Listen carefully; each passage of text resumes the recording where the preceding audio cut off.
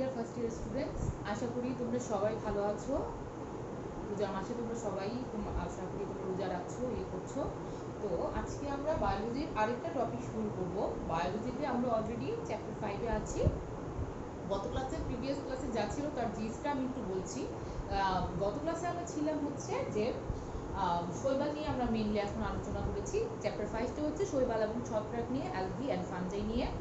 অ্যালগির যে পার্টটাতে আছি আমরা, গত ক্লাসে আমরা জেনেছি যে জনন সাধারণত 3 ধরনের হয় শৈবালের ক্ষেত্রে: অঙ্গজ জনন, যৌন জনন অ্যান্ড অযৌন জনন। ওই দিন অঙ্গজ জনন পর্যন্ত গত ক্লাসে আমাদের পড়ানো হয়েছিল। তো আজকের ক্লাসে যেটা আমরা করব, আজকের ক্লাসে আমরা যেটা আলোচনা করব সেটা হচ্ছে আমরা অযৌন জনন এবং যৌন জননের ব্যাপারে যতটুকু আছে ডিটেলস, আমরা ডেসক্রিপশনটুকু ততটুকু করে নিব বইয়ে। এবং এখানে আরেকটা জিনিস যেটা হচ্ছে যে তুমি যা যা টপিক করবে, যেমন এই চ্যাপ্টারের টপিক হচ্ছে শৈবাল ছত্রাক, ঠিক আছে। তারপরেরটায় তুমি যাবা হচ্ছে ইয়েতে ব্রায়োফাইটা, টেরিডোফাইটা, মানে আরও বেটার ইয়েগুলোতে যাবে, উন্নত প্রজাতিগুলোতে যাবে। তো প্রত্যেকটা চ্যাপ্টারেই তোমাদের যেরকমভাবে থাকবে সেটা হচ্ছে, সাপোজ তুমি এখন শৈবাল পড়ছো, তো শৈবালের ফার্স্টে আমরা এতদিন পর্যন্ত শৈবালের ডেসক্রিপশন পড়লাম, শৈবাল কি কাকে বলে সেটা পড়লাম, ডেফিনিশন পড়লাম, শৈবালের স্ট্রাকচার বা শৈবালের গঠন বৈশিষ্ট্যগুলো পড়লাম, শৈবালের জননগুলো পড়ছি এখন। এরপরে যেটা পড়বো সেটা হচ্ছে যে কোনো একটা শৈবালের এক্সাম্পল নিয়ে, ঠিক আছে, সেই শৈবালটার ব্যাপারে একদম এ টু জেড ডিটেলস আমরা পড়বো, কারণ এ টু জেড ডিটেলস বইয়ে দেওয়া আছে। সেই রকমভাবে কম্পারেটিভলি বা অ্যাপারেন্টলি দেখা যাচ্ছে যে তুমি যখন আবার ফাঞ্জাই পড়তে যাচ্ছ বা ছত্রাক পড়তে যাবে, তখন দেখা যাবে যে ছত্রাক নিয়ে ফার্স্টে তুমি ছত্রাকের ডেফিনিশন পড়বে, ছত্রাকের বৈশিষ্ট্য বা ক্যারেক্টার্স পড়বে, ঠিক আছে, তার স্ট্রাকচার কীরকম সেটা জেনে তারপরে ওইখানেও দেখা যাবে সেম যে ফাঞ্জাইও যে কোনো একটা ফাঞ্জাইয়ের এক্সাম্পল ধরে তার ডিটেলস একদম পড়া হয়, ঠিক আছে। সেই ফাঞ্জাইটা দেখতে কীরকম, তার কী কী যৌন জন্য হয় নাকি অযৌন জন্য হয় নাকি, তার কী ধরনের ইউজেস বা ব্যবহার আছে, ফুল এ টু জেড পড়ানো হবে, ঠিক আছে। তো আজকে আমরা ফার্স্টে যেটা স্টার্ট করবো, যে অযৌন জনন আর যৌন জনন আছে সেগুলো আমরা একটু করে তারপরে আমরা হচ্ছে শৈবাল, ওই যে বললাম শৈবালের একটা এক্সাম্পল বা একটা উদাহরণের ডিটেলস পড়ানো হয়, আজকে আমরা ওইখানে চলে যাব, ঠিক আছে। তো শৈবালের তোমরা সবাই একটু, আমি তোমাদেরকে কিন্তু বায়োলজি ক্লাসটা করার সময় প্রতিদিনই বলি যে বায়োলজি ক্লাসটা করার সময় তোমরা অবশ্যই বায়োলজি বইটাকে কাছে নিয়ে বসে, মানে যেভাবে আমরা লাইভ ক্লাসগুলো করি, লাইভ ক্লাসগুলো আমরা কি করি, বায়োলজি বইটা তোমাদের একদম কাছে থাকে। তোমাদেরকে আমি বলি যে একটা পেন্সিল ইউজ করবে, নট পেন। কলম ইউজ করলে তুমি যদি একটা ভুল দাগাও বা একটা কাটাকাটি বেশি হয়, তখন কিন্তু তোমার কাছে তোমার বইটা একটু দেখতে খারাপ হয়ে যাবে, তখন কিন্তু আর পড়তে মজা পাবে না, ঠিক আছে। আর এই বইটা তোমাদের 2 ইয়ার্স চলবে। তো তোমরা সবাই পেন্সিল দিয়ে দাগানোর ট্রাই করবে। আর বায়োলজি কপিটাও অবশ্যই তোমরা সবাই সাথে রাখবে, কারণ আজকেও একটা চিত্র হোমওয়ার্ক থাকবে, ঠিক আছে। বায়োলজি কপিটাও সবাই সাথে রাখবে। তো আজকে আমরা অযৌন জনন নিয়ে আলোচনা করেছি। অযৌন জননের মধ্যে যেই পার্টটুকু মেইন অর্গানিজম হিসেবে কাজ করে সেটার নাম হচ্ছে স্পোর, বা বাংলাতে তাকে বলা হয় রেণু। রেণু ওয়ার্ডটা না পড়লেও কোনো সমস্যা নেই, কিন্তু স্পোর ওয়ার্ডটা তোমাদের মাস্ট বি পড়তে হবে। স্পোর মানে হচ্ছে যে অযৌন জননের যেই অর্গানিজমটা মেইনলি কাজ করে, অযৌন জননের যেই পার্টটা মেইনলি কাজ করে সেটা হচ্ছে স্পোর। কোনো স্পোরের মাধ্যমে, স্পোর সৃষ্টির মাধ্যমে যে জননটা সম্পন্ন হয় সেই জননকেই অযৌন জনন বলা হয়। তোমরা বইও দেখাবে, আমি তোমাদের সাথে বইয়ের সিমিলারিটিস রাখার জন্য আমি তোমাদেরকে বলছি, তোমরা দেখো যে স্পোর সৃষ্টির মাধ্যমে অযৌন জনন ঘটে। অযৌন জননের একক হলো, একক বা আমি একটু আগে যেটা বললাম অর্গানিজম হচ্ছে স্পোর বা রেণু। রেণু পড়া না পড়লেও কোনো সমস্যা নেই, কিন্তু স্পোর ওয়ার্ডটা তোমাদের অবশ্যই জানতে হবে, কারণ আপকামিং যে ইয়েগুলোতে আছে টপিকগুলো, সেগুলোতে দেখবে স্পোর, পার্টগুলো, গ্যামিট, এগুলো বারে বারেই আসতেছে। তো সবাই মনে রাখবে অযৌন জননের একক হচ্ছে স্পোর আর যৌন জননের একক হচ্ছে গ্যামিট। এই জিনিসটা আজকে একদম মুখস্থ করে ফেলো, এরপরে যাতে কোনোদিন ঝামেলা না হয়, কারণ স্পোর, গ্যামিট এই ওয়ার্ডগুলো তোমরা বায়োলজিতে মানে অ্যাভেলেবল খুব পাবে, ঠিক আছে। যে স্পোর সৃষ্টির মাধ্যমে অযৌন জনন ঘটে। অযৌন জননের একক হলো স্পোর। বিভিন্ন ধরনের স্পোর তৈরির মাধ্যমে যে জননটা ঘটে তাকেই অযৌন জনন বলা হয়, ঠিক আছে। এখানে একটা লাইন কেটে দাও, একটা লাইন, পরের লাইনটা যেটা আছে সেটা লাগবে না। স্পোরটা যদি ফ্লাজেলা বিশিষ্ট হয়, ঠিক আছে, স্পোরটা যদি ফ্লাজেলা বিশিষ্ট হয় এবং সচল হয় বা অ্যাক্টিভ হয় তাকে কিন্তু জুস স্পোর বলা হয়। তোমরা বইয়ে পাবে, বইয়ে একটা লাইন স্কিপ করে তারপরে এই লাইনটা দাগাও। আমি যতটুকু দাগাতে বলবো ততটুকুই বায়োলজির জন্য পড়বে, দ্যাটস ফর এনাফ, আর কিছু লাগবে না। ঠিক আছে?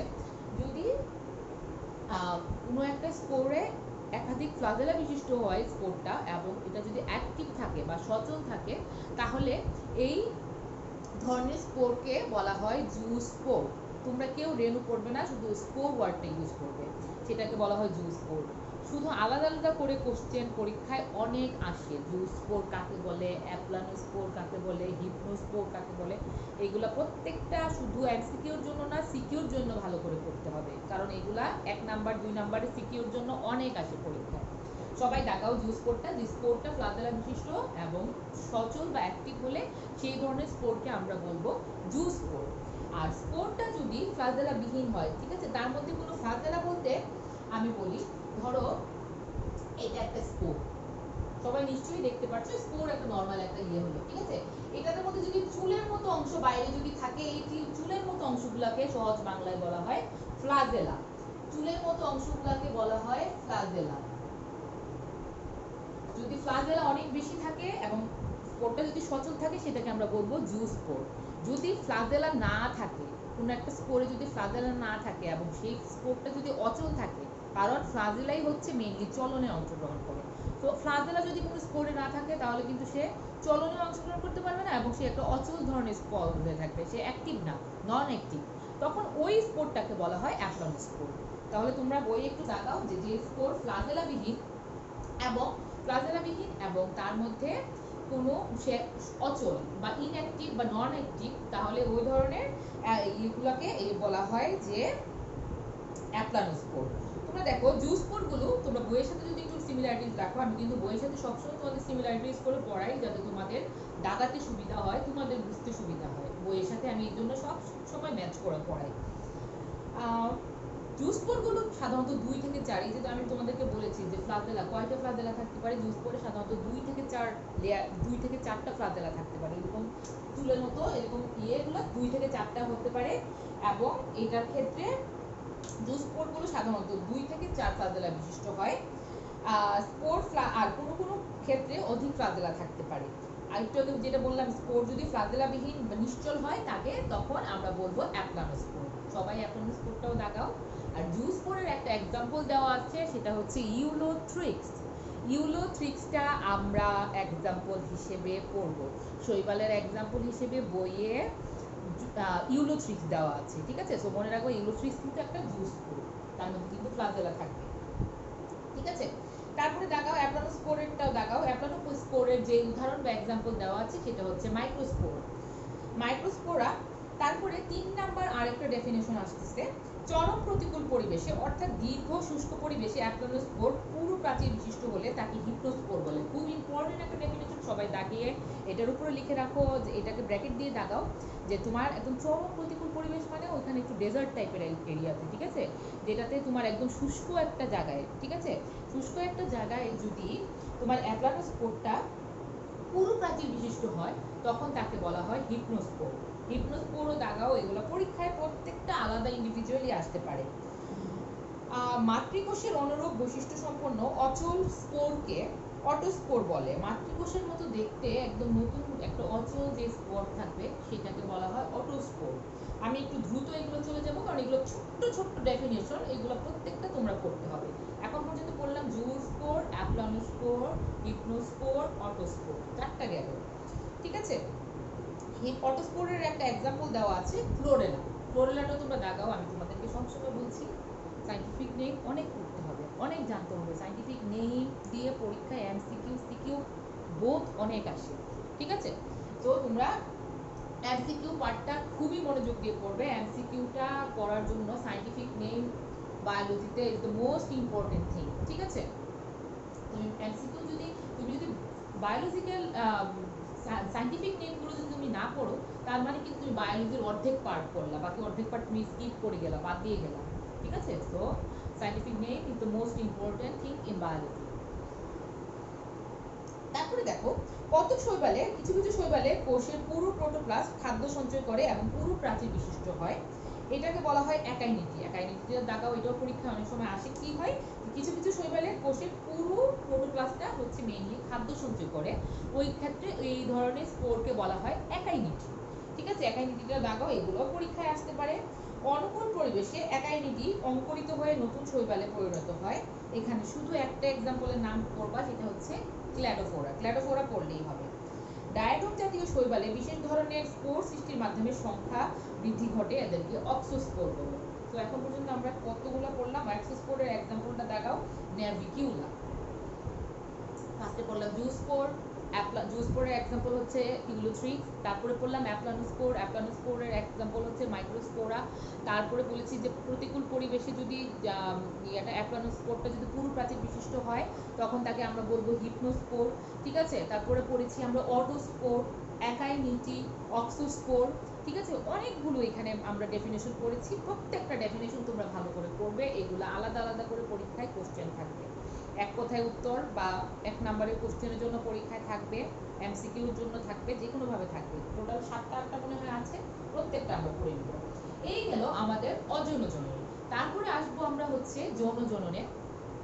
একটু আগেই তোমাদেরকে আমি বলেছিলাম যে একটা জিনিস একদম মাথায় ঢুকাই ফেলো, এটা একটা বেসিক, যে অযৌন জননে হচ্ছে স্পোর কাজ করে, যৌন জননে হচ্ছে গ্যামিট কাজ করে। অযৌন জননে স্পোর সব স্পোর, দেখো একটু আগে যা করলাম আমরা সব হচ্ছে স্পোর। স্পোর অ্যাপ্লানোস্পোর বলো, জুস্পোর বলো, হিপনোস্পোর বলো, অটোস্পোর বলো, সব স্পোর, স্পোরের সাথে। আর এখন তুমি যা পাবা যৌন জননে সব হচ্ছে গ্যামিট, পুং গ্যামিট, স্ত্রী গ্যামিট। ঠিক আছে, যা পাবা সব হচ্ছে গ্যামিট, গ্যামিট রিলেটেড কথা বলবো। ঠিক আছে, তোমরা যৌন জননে একটু দাগাও। গ্যামেট সৃষ্টি এবং দুটি গ্যামেটের মিলনের মাধ্যমে যেই এক জাইগোট উৎপন্ন হলে তাকে হচ্ছে, যে জননটা ঘটে তাকেই হচ্ছে যৌন জনন বলে। গ্যামেট সৃষ্টি এবং দুটো গ্যামেটের মিলনের মাধ্যমে যে জননটা ঘটছে তাকে আমরা বলবো যৌন জনন। যৌন জননকে, শৈবালের যৌন জননকে আবার দুইটা ভাগে ভাগ করেছে। একটা হচ্ছে হোমোথেলিক, একটা হচ্ছে হ্যাটেরোথেলিক। হোমোথেলিক হচ্ছে হোমোথেলিক ওয়ার্ডটা দেখো তোমরা, ওয়ার্ডটা হচ্ছে হোমোথেলিক। হোমোথেলিক, হোমো মানে হচ্ছে একই। হোমো মনে রাখবা তোমরা, হোমো যে জায়গাগুলো আছে মনে করবা যে ওইগুলো হচ্ছে একই জিনিস। যদি পুংগ্যামিট এবং স্ত্রীগ্যামিট দুটো একই টাইপের হয় এবং তাদের মধ্যে মিলনের মাধ্যমে যদি জাইগোট হয়, তাহলে ওই ধরনের থ্যালাসকে আমরা বলবো হোমোথ্যালাস। আর হেটেরো ওয়ার্ডটা মনে রাখবা, হেটেরোথেলিক, হেটেরো ওয়ার্ডটা বোঝায় ডিফারেন্ট। হোমো মানে হচ্ছে সেম আর হেটেরো মানে হচ্ছে ডিফারেন্ট। হেটেরো মানে হচ্ছে পুংগ্যামিটের স্ত্রীগ্যামিটটা যদি আলাদা হয় এবং তাদের মধ্যে যদি মিলনের মাধ্যমে জাইগোট হয়, তাহলে ওটাকে আমরা বলবো হ্যাটেরোথেলিক। তোমরা সবাই একটু ডেফিনেশনে আসো, কারণ এই ডেফিনেশনগুলো পরীক্ষায় আসে। হোমোথেলিক, সবাই হোমোথেলিকে দাগাবা। একই দেহে বিপরীত যৌনধর্মীর জনকোষ উৎপন্ন হয় এবং মিলিত হয়ে জাইগোট উৎপন্ন করে, তাদেরকে হোমোথেলিক শৈবাল বলে। একই দেহের মধ্যে ঘটবে, আর ওইটাতে ঘটবে কি, মানে হোমোথেলিকটা ঘটবে হচ্ছে একটা দেহের মধ্যেই পুংগ্যামিট স্ত্রীগ্যামিট মিলনের মাধ্যমে জাইগোট হবে। আর হেটেরোথেলিকে কি হবে, একটা দেহ থেকে পুংগ্যামিট আসবে, আরেকটা দেহ থেকে স্ত্রীগ্যামিট আসবে, তাদের মধ্যে মিলন হবে এবং তাদের মধ্যে জাইগোট সৃষ্টি হবে, ওইটাকে বলা হচ্ছে হেটেরোথেলিক। হোমোথেলিকটা সবাই দাগাও, যে একই দেহে বিপরীত যৌনধর্মী জননকোষ উৎপন্ন হয় এবং মিলিত হয়ে জাইগোট উৎপন্ন করে, তাদেরকে হোমোথেলিক শৈবাল বলে। এক্সাম্পলটা সবাই দাগায় রাখো। এক্সাম্পল আমরা অনেকবার পড়েছি, সেটা হচ্ছে স্পাইরোগাইরা। স্পাইরোগাইরা নামটা যে কত পাবা, স্পাইরোগাইরা হচ্ছে খুব একটা রিনাউন্ড একটা শৈবাল, রিনাউন্ড একটা অ্যালগি। ঠিক আছে, স্পাইরোগাইরা খুব বেশি ইউজ হয় এতে, শৈবালের ক্ষেত্রে। ঠিক আছে, স্পাইরোগাইরা ওয়ার্ডটা অনেক পাবা, অনেক। আর হেটেরোথেলিক দেখো, পুং এবং স্ত্রী জননকোষে ভিন্ন ভিন্ন দেহ থেকে, একটু আগে তোমাদের বললাম যে ডিফারেন্ট দেহ থেকে, ডিফারেন্ট বডি থেকে পুংগ্যামিট আর স্ত্রীগ্যামিট আসে। ধরো একটা দেহ থেকে পুংগ্যামিট আসলো, একটা দেহ থেকে স্ত্রীগ্যামিট আসলো, তাদের মধ্যে মিলনের মাধ্যমে জাইগোট সৃষ্টি হলে ওটাকে বলা হয় হেটেরোথেলিক। তোমরা দেখাও যে পুং এবং স্ত্রী জননকোষ ভিন্ন ভিন্ন দেহে উৎপন্ন হলে তাদেরকে হেটেরোথেলিক শৈবাল বলে। তোমরা বাংলা নামগুলো কেউ পড়বা না, এখানে ভিন্নভাষী ওয়ার্ড দেওয়া আছে, তোমরা শুধু ইংলিশ নামগুলো পড়বে, হেটেরোথেলিক, হোমোথেলিক। হেটেরোথেলিক শৈবাল বলে। জননকোষের ভিত্তিতে আবার শৈবাল 3 ধরনের যৌন জনন ঘটে থাকে। জননকোষের ভিত্তিতে একটু আগে ছিল যেটা, সেটা হচ্ছে যৌন জননের সক্ষমতা অনুসারে হচ্ছে 2 রকমের, হোমোথেলিক আর হেটেরোথেলিক। আর জননকোষের এর উপর ভিত্তি করে তাকে আবার 3 ভাগে ভাগ করা হয়েছে শৈবালকে, আইসোগ্যামি, অ্যানাইসোগ্যামি, উগ্যামি। এই 3টা ডেফিনেশন সবাই খুব ভালো করে পড়বে। কারণ আইসোগেমি, অ্যানাইসোগেমি, উগেমি এগুলো আলাদা করে পরীক্ষায় ডেফিনেশন অনেক অনেক অনেকবার আসে। ঠিক আছে, খুব ইম্পর্টেন্ট। আমরা আইসোগ্যামিতে যাই। আইসোগ্যামি মানে হচ্ছে একই ধরনের গ্যামিট। আইসোগ্যামি এই ক্ষেত্রে দুটি গ্যামিটের বাহ্যিক বৈশিষ্ট্যে হুবহু একই রকম হয়। ঠিক আছে, এই ধরনের গ্যামিটকে আইসোগ্যামিটস বলা হয়। আইসোগ্যামিট, আইসো মানেই হচ্ছে একই টাইপ। আইসো মানেই হচ্ছে একই টাইপ। আইসোগ্যামিটের মানে কি, পুং গ্যামিট এবং স্ত্রী গ্যামিটটা একই রকম হলে হুবহু দেখতে একই রকম। ঠিক আছে, এই ধরনের যেই শৈবালগুলো আছে সেই ধরনের শৈবালগুলোকে বলা হয় আইসোগ্যামাস শৈবাল বা আইসোগ্যামিট শৈবাল। সবাই এটা দাগাও, খুবই ইম্পর্টেন্ট। এখানে একটা এক্সাম্পলও দেওয়া আছে, যেমন ইউলোথ্রিক্স। একটু পরে আমরা ইউলোথ্রিক্সে চলে যাব। ইউলোথ্রিক্স হচ্ছে এক্সাম্পল। ইউলোথ্রিক্সের এইগুলো গ্যামিটগুলো হচ্ছে আইসোগ্যামিট ধরনের, একই রকম। পুং গ্যামিট এবং স্ত্রী গ্যামিটগুলো হুবহু একই রকম দেখতে, কোনো পার্থক্য নেই। এটা গেল আমাদের আইসোগ্যামাসের উদাহরণ, আইসোগ্যামির উদাহরণ। অ্যানাইসোগ্যামি এই ক্ষেত্রে একটি গ্যামিট, আমরা জানি সাধারণত পুং গ্যামিটটা ছোট হয় এবং স্ত্রী গ্যামিটটা বড় হয়। পুং গ্যামিটটা ছোট হয়, স্ত্রী গ্যামিটটা বড় হয়। এই ধরনের যে গ্যামিটগুলো সেগুলোকে বলা হয় অ্যানাইসোগ্যামি। অ্যানাইসোগ্যামি বলতে বোঝা যায় যে কোনো একটা জননে যদি পুং গ্যামিটটা একটু ক্ষুদ্র হয় এবং স্ত্রী গ্যামিটটা তুলনামূলক তার থেকে একটু বিগার সাইজ হয়, একটু বড় সাইজের হয়, তাহলে ওইটাকে আমরা বলবো অ্যানাইসোগ্যামিট শৈবাল। সবাই অ্যানাইসোগ্যামিট শৈবালে একটু দাগাও যে এই ক্ষেত্রে একটি গ্যামিট অপেক্ষাকৃত ক্ষুদ্রাকার হয় এবং একটি গ্যামিট, সাধারণত স্ত্রী গ্যামিটটাই একটু অপেক্ষাকৃত বৃহৎ হয়। এই ধরনের গ্যামিটকে আইসোগ্যামিটস বলা হয়। এক্সাম্পল প্যান্ডোরিনা। প্যান্ডোরিনা সবাই দাগায় রাখো। প্যান্ডোরিনা আমরা একটু পড়বো কারণ এক্সাম্পল কিছু বাদ দেওয়া যাবে না। ঠিক আছে, এক্সাম্পল আমাদের সবই পড়তে হবে। লাস্ট ওয়ান ইজ উগ্যামি, খুব ইম্পর্টেন্ট। উগ্যামি এই ক্ষেত্রে স্ত্রী গ্যামিটটা বড় এবং নিশ্চল হয় এবং সাধারণত স্ত্রী জননাঙ্গে অবস্থান করে। পুং গ্যামিটটা অপেক্ষাকৃত ছোট ও সচল হয় এবং স্ত্রী জননাঙ্গে স্ত্রী গ্যামিটকে নিষিক্ত করে। এরাই হচ্ছে উগ্যামি। উগ্যামির উদাহরণটা একটু দাগায় রাখো, সেটা হচ্ছে ফিউকাস। ফিউকাস এটা খুব আসে পরীক্ষায়, এই তিনটাই, আইসোগ্যামিট, অ্যানাইসোগ্যামিট অ্যান্ড লাস্ট ওয়ান ইজ উগ্যামিট। তিনটাই পরীক্ষায় অনেক আসে। ঠিক আছে, তিনটাই পরীক্ষায় অনেক আসে। তো আমরা এখানে অজন্য জননে অনেকগুলো স্পোরের নাম পেয়েছি, প্রত্যেকটা স্পোরের ডেফিনেশন খুব ভালো করে পড়তে হবে। আর এদিকে যৌন জননে আমরা দুই ধরনের একটা ক্লাসিফিকেশন পেয়েছি বা একটা শ্রেণীবিভাগ পেয়েছি। একটা হচ্ছে যৌন জননের সক্ষমতা অনুসারে হচ্ছে দুই রকম, হোমোথেলিক অ্যান্ড হেটেরোথেলিক। আরেকটা হচ্ছে যে গ্যামিটের সংখ্যার উপর বা গ্যামিটটা দেখতে কীরকম সেটার উপর ভিত্তি করে আবার তিন রকমের, আইসোগ্যামিট, অ্যানাইসোগ্যামিট, উগ্যামিট। ঠিক আছে, এখানে পাঁচটা, এটা আমরা পড়ে নিব। আজকে আমরা মেইনলি ইউলোথ্রিক্সে আমরা স্টার্ট করব, কারণ Ulothrix is the most important topic in chapter 5। এখানে ইউলোথ্রিক্সের ব্যাপারে যতটুকু ডিটেলস আছে, ইউলোথ্রিক্স খুবই ইম্পর্টেন্ট একটা টপিক, খুবই ইম্পর্টেন্ট একটা টপিক। ঠিক আছে, ইউলোথ্রিক্সের সব কিছু ডিটেলস আমাদের ভালো করে পড়তে হবে। তো আজকে আমরা যেটা স্টার্ট করব সেটা হচ্ছে ইউলোথ্রিক্সের ফার্স্টে স্টার্টিংটা শুরু করব এবং ইউলোথ্রিক্সের বাহ্যিক গঠনটা কীরকম, সবচেয়ে ফার্স্ট যে টপিকটা আমরা পড়ি সেটা আমরা পড়া স্টার্ট করব। আমি অলরেডি তোমাদের ইউলোথ্রিক্সের চিত্রটা এঁকে রেখেছি, তোমরা বইয়ে চিত্রটা পাবে, ইউলোথ্রিক্সের চিত্রটা পাবে। আমি তোমাদের সুবিধার্থে একটু বইটা দেখাচ্ছি। ইউলোথ্রিক্সের চিত্রটা পাবে এই টপিকে। ইউলোথ্রিক্সের এই চিত্রটা ক্লিয়ার দেখতে পাচ্ছ তোমরা সবাই। ইউলোথ্রিক্সের এই চিত্রটা তোমরা সবাই HW লিখে রাখো, সবাই খাতায়, বায়োলজি খাতায় অবশ্যই এটা হোমওয়ার্ক করে রাখবে। সবাই এটা হোমওয়ার্ক লিখে রাখো, এটা অবশ্যই সবাই বায়োলজি খাতায় সুন্দর করে পেন্সিল দিয়ে এঁকে রাখবে। ঠিক আছে, তো আমরা এখন স্টার্ট করি। ইউলোথ্রিক্সের দৈহিক গঠন থেকে ফার্স্টে স্টার্ট করি। ঠিক আছে, এর উপরে কিছু দাগানোর প্রয়োজন নেই। ইউলোথ্রিক্স একটি ফিলামেন্টাস এবং অশাখ সবুজ শৈবাল। ফিলামেন্টাস মানে হচ্ছে এটা, ইউলোথ্রিক্সের ভিতরে মনে হচ্ছে রেল লাইনের মতো কতগুলো বগি আছে। ঠিক আছে, ছোট ছোট ছোট ছোট কামড়ার মতো, ছোট ছোট ছোট ঘরের মতো আছে মনে হচ্ছে। এগুলো প্রত্যেকটাই হচ্ছে আলাদা আলাদা ফিলামেন্ট। ঠিক আছে, ইউলোথ্রিক্স একটি ফিলামেন্টাস। ফিলামেন্টাসের বাংলা হচ্ছে সে সূত্রাকার। ঠিক আছে, তার মধ্যে ভিতরে মনে হচ্ছে যে অনেকগুলো ছোট ছোট ছোট ছোট ঘরের মতো আছে এবং অশাখ, তার কোনো শাখা নেই। সবুজ শৈবাল, মনে রাখবে অবশ্যই ইউলোথ্রিক্স কিন্তু সবুজ একটা শৈবাল, সবুজ রঙের, ইউলোথ্রিক্সটা সবুজ রঙের। ঠিক আছে, ইহা অসীম বৃদ্ধি সম্পন্ন, মানে এটা অনেক বড় হতে পারে, এটার হাইটটা মোটামুটি মানে শৈবালের ক্ষেত্রে অনেক বড় হতে পারে এটা। ঠিক আছে, এটার হাইটটা অনেক বেশি হতে পারে। এটা অসীম বৃদ্ধি সম্পন্ন। এর দেহে এক সারি খর্ব ও বেলুনাকার কোষ দ্বারা গঠিত। এটার ভিতরে এক সারি, এই যে কোষগুলো প্রত্যেকটা আলাদা আলাদা কোষ, এক সারি খর্ব এবং বেলুনাকার কোষ দিয়ে গঠিত। তোমরা চিত্রটার দিকে ফলো করলে সবাই দেখতে পারবে। এর গোড়ার কোষটি লম্বাকৃতির, বর্ণহীন এবং নিচের দিকে ক্রমশ সরু, একে হোলফাস বলে। তোমরা যদি চিত্রটার দিকে একটু দেখো, তোমরা দেখবে যে একদম নিচের দিকে একটা একদম মানে একটা অঞ্চলের মধ্যে একটা অঞ্চল আছে। এই যে এই অঞ্চলটাকে, এটাকে বলা হয় হোল্ড ফাস্ট। এটাকে কি বলা হচ্ছে? নিচের অংশটাকে হোল্ড ফাস্ট। ঠিক আছে? আর গোড়ার কোষটি, গোড়ার যে কোষটা আছে এটা লম্বাকৃতির, একটু বর্ণহীন এবং এটি মনে হয় যে নিচের দিকে ক্রমশ সরু একটা অবস্থায় চলে আসে। এটাকে মেইনলি বলা হয় hold fast.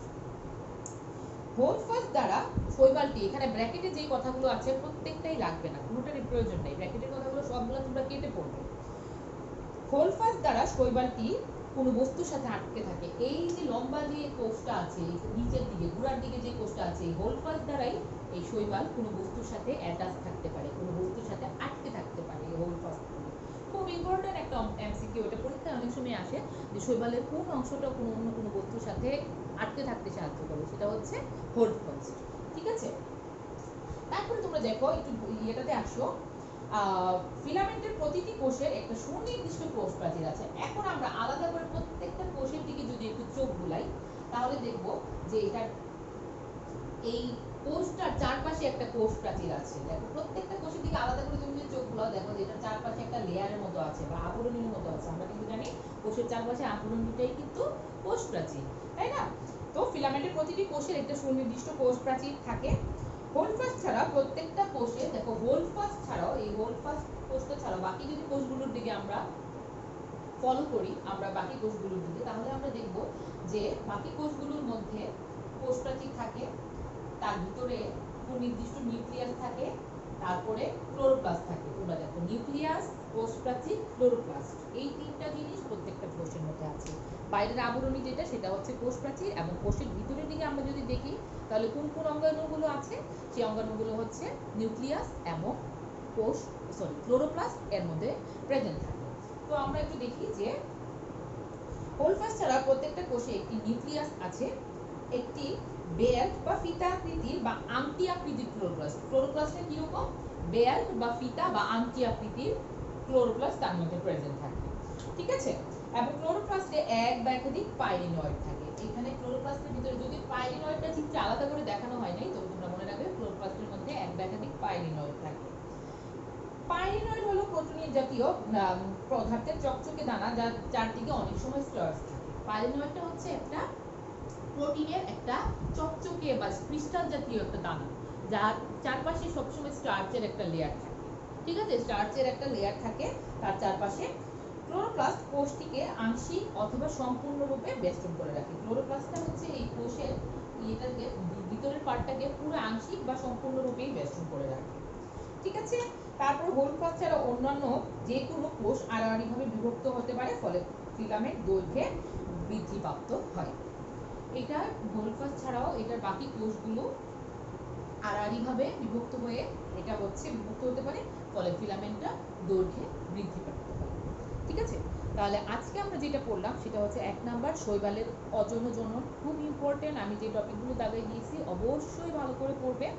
Second one is তোমার যৌন জনন। যৌন জননের মধ্যে কিছু টপিক ছিল, আলাদা করে ক্লাসিফিকেশন ছিল, হোমোথেলিক, হেটেরোথেলিক, অ্যান্ড তারপরে হচ্ছে আইসোগ্যামাস, অ্যানাইসোগ্যামাস, টুগ্যামাস। ঠিক আছে? তারপরে আমরা চলে গিয়েছি, আমরা এখন এন্ট্রি করেছি হচ্ছে শৈবালের যে এক্সাম্পলটা বইয়ে দেওয়া আছে সেটা হচ্ছে ইউলোথ্রিক্স। আমরা বলেছি অবশ্যই ইউলোথ্রিক্সের চিত্রটা, এই চিত্রটা অবশ্যই সবাই বায়োলজি টপিকে হোমওয়ার্ক করে ফেলবে, এবং ইউলোথ্রিক্সের গঠন বৈশিষ্ট্যটা আমরা সবাই খুবই ভালো করে পড়বো। এটা পরীক্ষায় অনেক সময় পরীক্ষায় আসে, এই চিত্রটা দিয়ে গঠন বৈশিষ্ট্যটা শুধু 3 নাম্বারের জন্য আসে। আমরা আজকে প্রত্যেকটা টপিক খুব ইম্পর্টেন্ট, 3টা টপিক আমি পড়ালাম আজকে, সবাই খুব ভালো করে পড়বা এবং এইচডব্লিউটা অবশ্যই সবাই খাতায় করে রাখবা, কারণ আমি লাইভ ক্লাসে কিন্তু আমি সবার সাথে আবার ডিসকাস করবো যে তোমরা কতটুকু পড়েছো, কি করেছো। ঠিক আছে? আশা করি আজকে ক্লাসটা এখানেই শেষ করছি। আশা করি তোমরা সবাই ভালো থাকবে, সুস্থ থাকবে। আল্লাহ হাফিজ।